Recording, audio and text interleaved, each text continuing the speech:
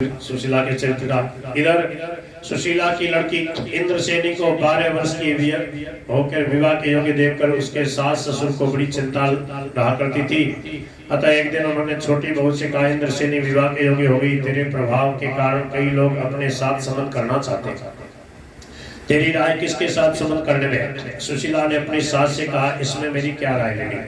आप जिसके साथ संबंध करना उचित समझे उसी में हम अपना प्रसन्न, हम सबको प्रसन्न रहना चाहिए। मैंने तो आप लोगों के मुख से ये सुना है कि बालक चाहे गरीब हो, देखो जिसके साथ अपनी बेटी का ब्याह कर लो, बालक चाहे गरीब घर का हो, किंतु उसके बल, विद्या, बुद्धि, योग्यता, आचरण, स्वभाव और चरित्र आदि देखने चाहिए। पैसे वाला हो, बिगड़ा हुआ हो तो क्या मतलब?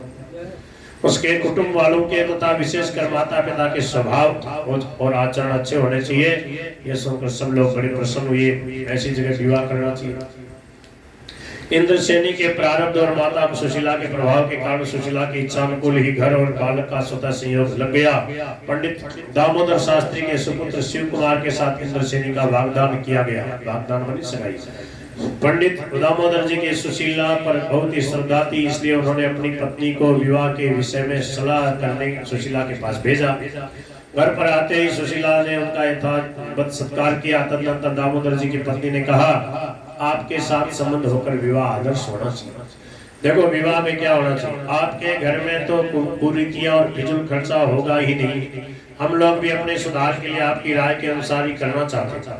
इस प्रकार आग्रह और श्रद्धा पूर्वक पूछने पर सुशीला ने कहा, बारूद का कोई काम नहीं होगा, ब्याह में कोई पटाखा नहीं बजाएगा। बोल गिरधर गोपाल की। समझ में आ रही है क्या आपको?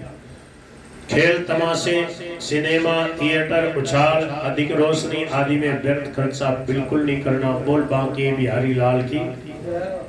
विवाह में गाली गलौज, बुरे गीत गाना, चौपड़ ताश खेलना, बहुत से बाजे बजाना आदि बिल्कुल ठीक नहीं है। विवाह तो अच्छे अच्छे विद्वानों को बुलाकर विधि विधान से भली भांति होना चाहिए। इसमें अधिक भीड़ भाड़ की कोई जरूरत नहीं। हमारी ओर से क्या करना चाहिए सो कृपया हमारी ओर से क्या करना चाहिए सो कृपया बतलाइए।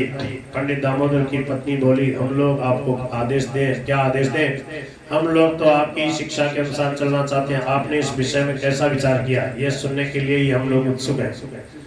यदि उचित समझे तो आप बतलाने की कृपा करें। सुशीला ने कहा, हंसी मजाक, नाच तथा बुरे गीत तो हमारे यहाँ पहले से ही बंद है।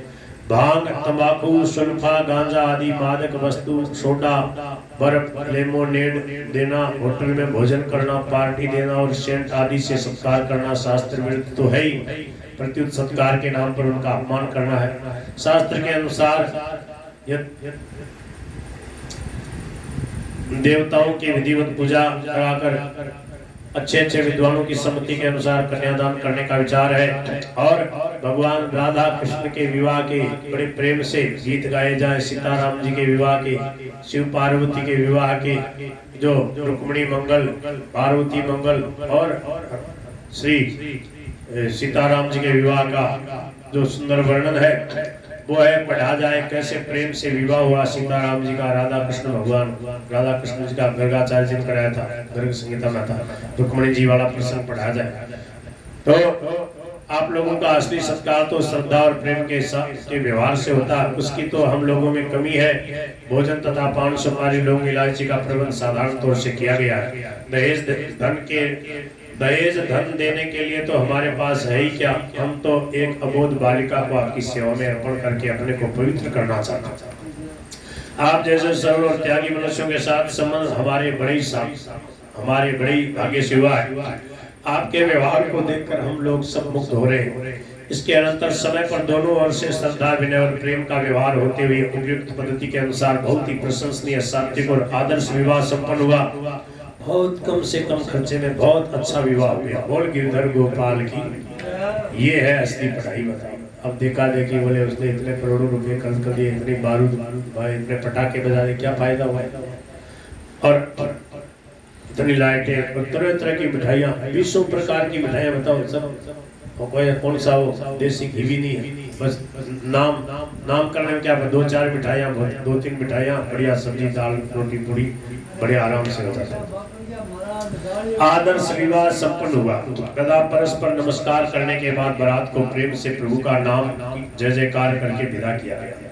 सोमदत्त, रामदत्त और मोहनलाल तीनों भाई सुशीला के चलाए हुए व्यापार कार्यों को निज नहीं देखा करते। वो जो इतना बड़ा व्यापार खड़ा किया ना, और तीनों भाई अब देखते।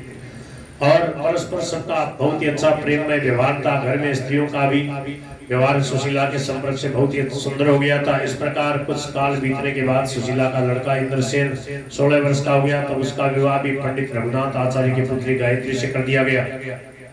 वह विवाह भी पूर्व की भांति बहुत सात्विक, आदर्श और प्रशंसनीय हुआ। उसमें भी नाच गान और कुरीतियां और फिजूल खर्चा बिल्कुल नहीं किया गया तथा उसकी ओर से त्याग का व्यवहार रहा।